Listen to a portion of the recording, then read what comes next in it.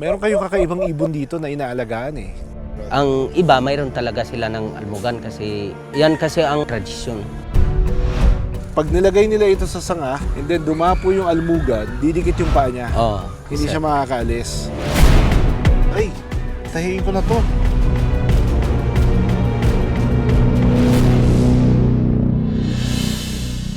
May isang uri ng daga na higit isang dekada na raw hindi nakikita ng mga taga-Banao, ang bushy-tailed cloud rat o buot. We don't know what we're gonna see. It's either the one that hindi na nakita ng matagal. Maya-maya pa, parang ito na ang hinahanap namin. Ayun nga, no? Umiilaw yung mata. Yung buntot itim. Ang haba. What could it be?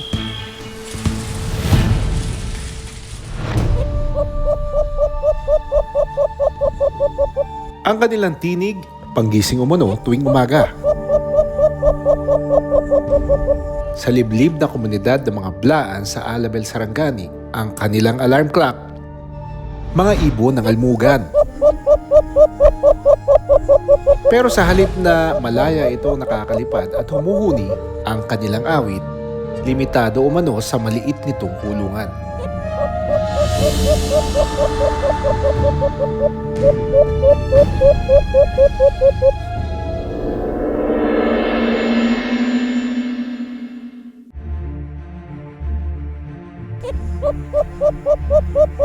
Ginagamit ng mga lalaking almugan o short-billed brown dove ang kanilang malalakas na huni para markahan ang teritoryo. Mahilig din itong kumanta. At nakakasabay raw ang kanyang paghuni sa oras ng paggising. Kaya paborito umano itong alagaan ng mga katutubo sa Sarangani. Ang katutubong Blaan na si Tatay Eduardo may alagang 2 almugan. Malaki raw ang ginagampanan nitong papel sa kanyang pangangaso.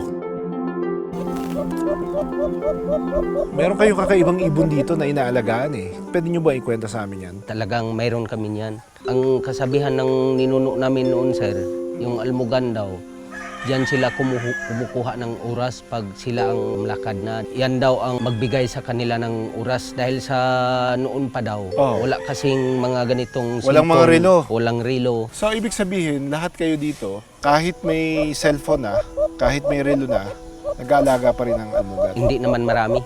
Ang iba, mayroon talaga sila ng almugan kasi yung yan kasi ang ng ninuno nila na Tradisyon. tradisyon. Ito yung ginagamit nila panghuli ng almugan. Kawayan, Oh. parang cover. And then merong hawakan, merong bakal dito sa dulo, tapos may kahoy dun sa dulo. Pag nilagay nila ito sa sanga, and then dumapo yung almugan, didikit yung paa niya. Oh. Hindi siya makakaalis. Medyo matamis ang amoy. Ang dahon nito yung parang kalamansi. Herbivore o kumakain ng prutas at halaman ang mga almugan. Anong pinapakain nyo sa kanila? Yung mga saging, ganyan. Sa wild, makikita ang mag-inang short-billed brown dove o almugan na kumakain. Sa pamamagitan ng kanilang tuka, dito ipinadadaan ng inang almugan ang inilalabas na crop milk mula sa kanyang esophagus na mayaman sa protina. Patuloy nila itong ginagawa hanggang sa mabusog ang nagugutom na inakay. Endemic o matatagpuan ito sa Mindanao at ilang probinsya sa Visayas. Mataas din ang bilang sa wild o populasyon ng mga almugan, kaya tinuturing ito na least concern ng International Union for Conservation of Nature o IUCN Red List. Ito yung mga almugan, no? Para siyang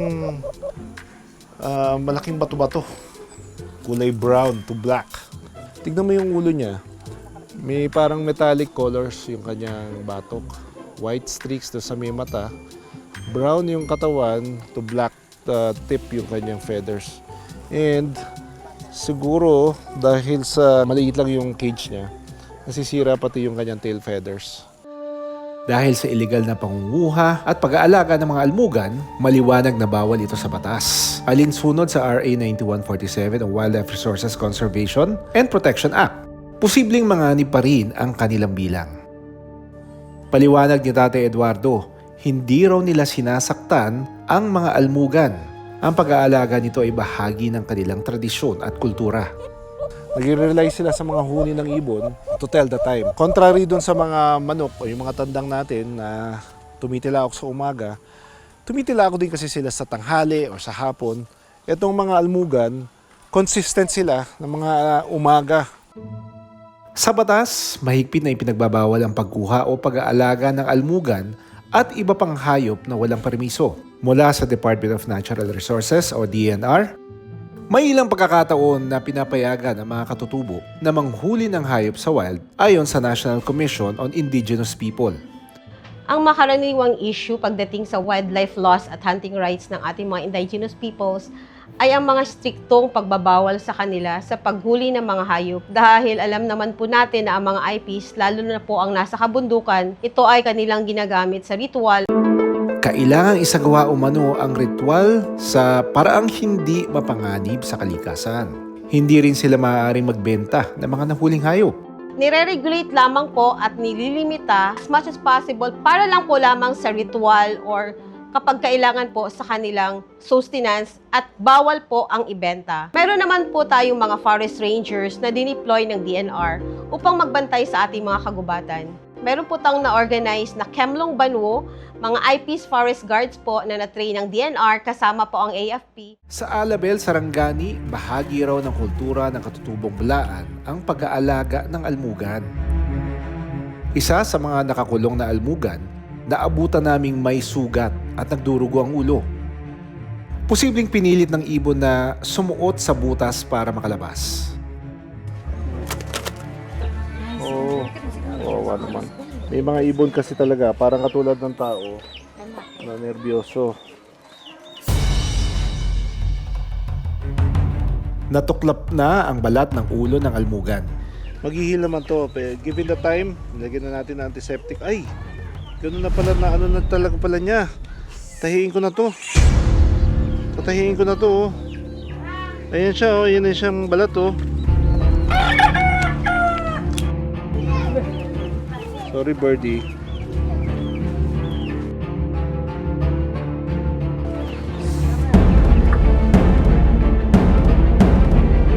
Puno, konti na lang to.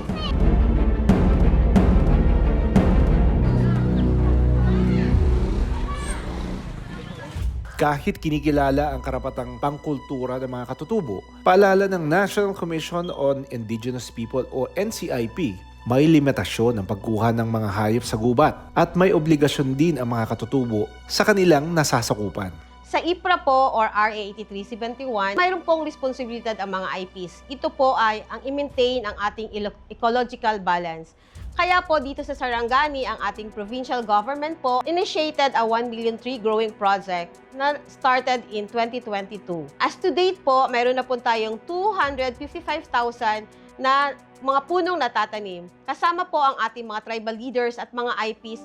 Matapos kong tahiin ang malalim na sugat ng ibon, humingi ako ng pahintulot kay Tate Eduardo na palayain na ang almugan. Posible kasi itong mamatay sa stress kung ibabalik sa kulungan.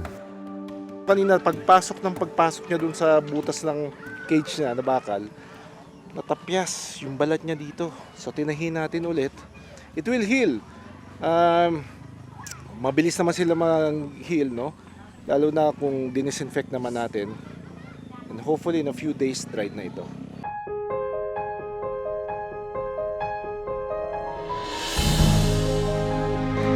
Yun. Malakas naman at saka masigla. So mabubuhay yan talaga. Babalik-balik lang yan dito kasi medyo nasanay na siya na pinapakain ng tao. And hopefully, gumaling na kagad yung sugat. Bawat oras, mahalaga. Sa panahong ang huni ng mga almugan ang nagsisilbing gabay ng mga katutubo sa kanilang araw-araw na paggising, wag sana itong ikulong para ang kanilang huni patuloy nating maririnig.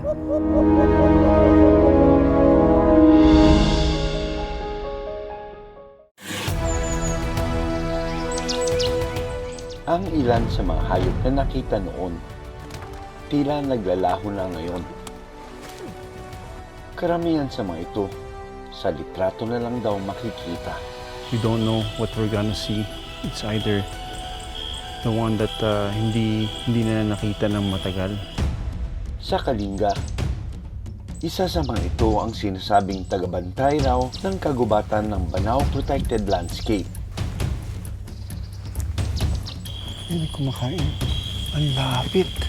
Ang mailap na dagang ito, nagpakita sa amin.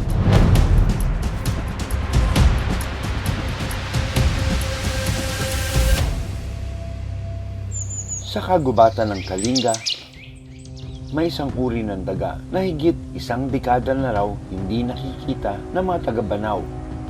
Mahaba ang ngipin, mabalahibo at higit sa lahat, napakamahiyain. Ito raw ang pinakamalaking uri ng cloud rat sa Pilipinas, ang bushy-tailed cloud rat o buot. Target ko makulayan ang paghahanap namin sa mailap na buot.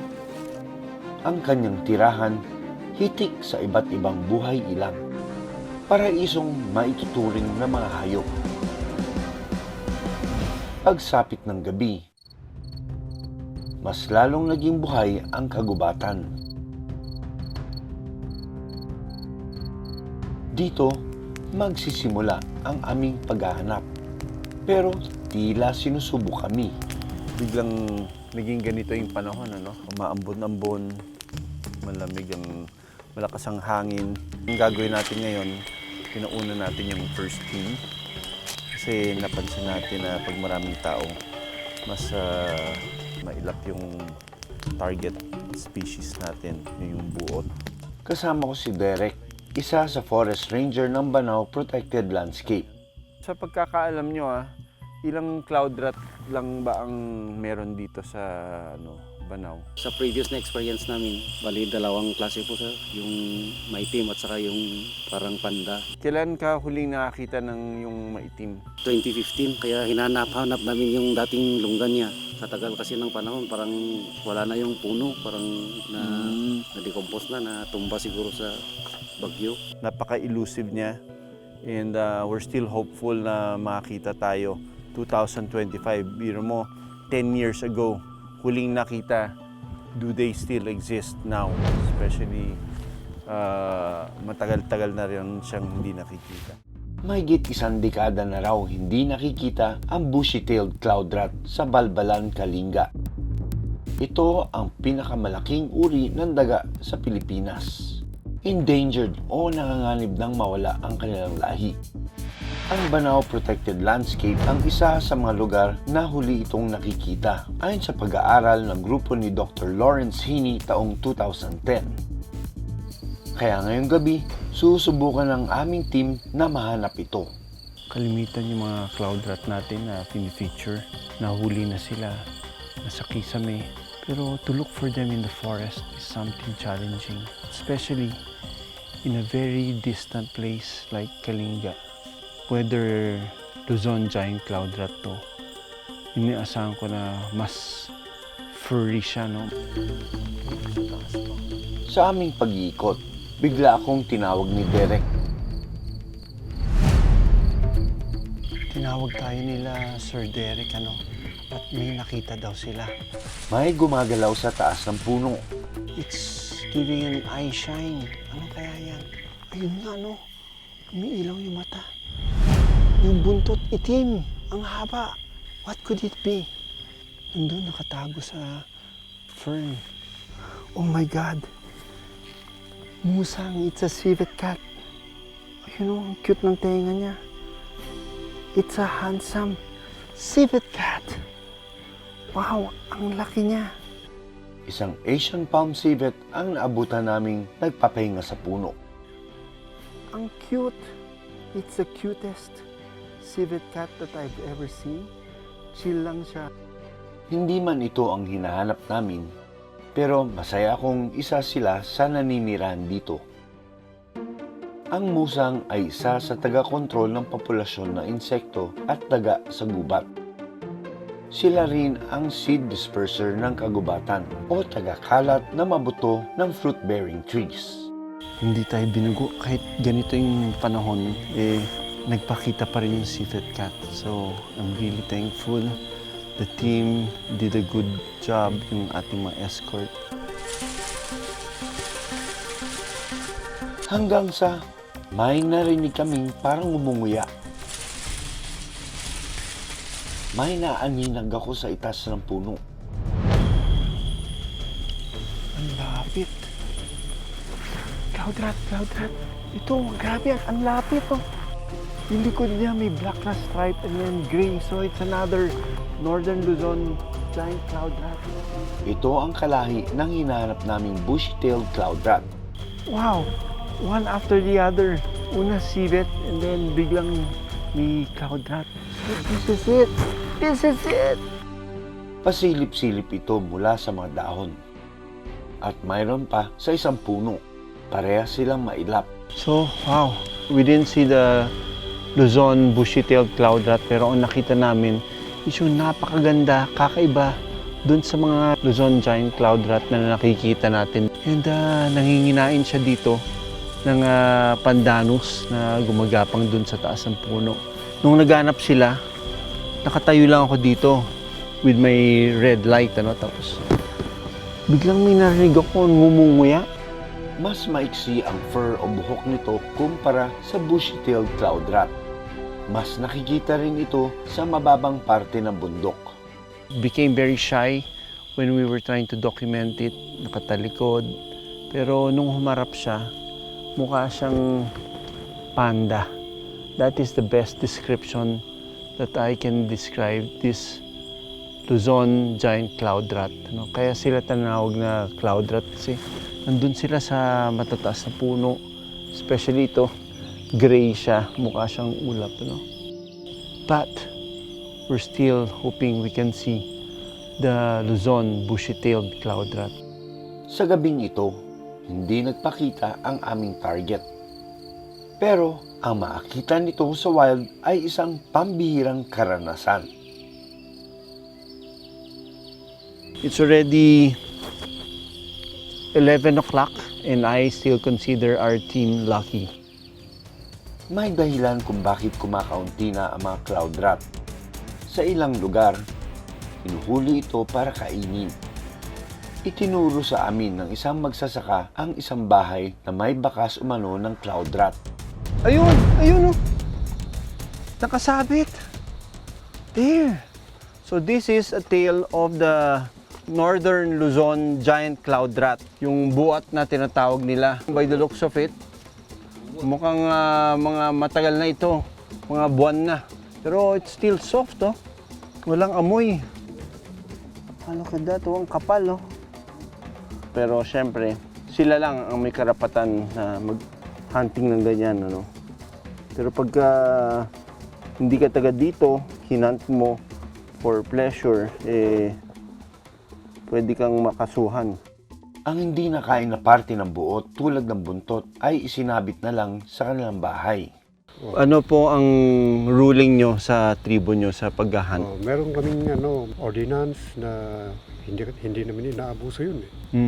Kung gusto mong kumain ng yung karne, basta pumunta kami lang sa gubat, nakakuha kami ng good for tourist consumption. May buwan po kayo na sinusunod na sa pag-hunting? Kung summertime, doon kami nanganganting. Hindi basta-basta kami maghanting. Pero anong sabi ng DNR po sa ganyan? Meron na yung DNR na naman, binabawal lahat yung mga yun. Pero kaming mga IP, hindi ba kailangan namin yun? Kasi taga rito kami.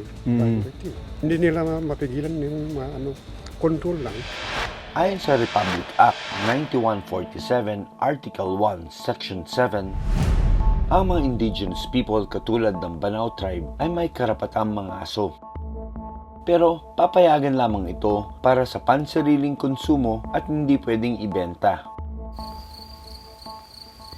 Hindi man ito ang bushy-tailed cloud rat na hinahanap namin, ang buntot na nakasabit dito ay patunay na mayroong panguhuli na maaaring humantong sa kanilang pagkaubos. Hiling ko na makita muli sila sa gubat at hindi na sana sa litrato lang. Ako si Doc Nielsen Donato. Ako si Doc Ferds Resio. For to be wild. Maraming salamat sa panonood ng Born to be Wild. Para sa iba pang kwento tungkol sa ating kalikasan, mag-subscribe na sa GMA Public Affairs YouTube channel.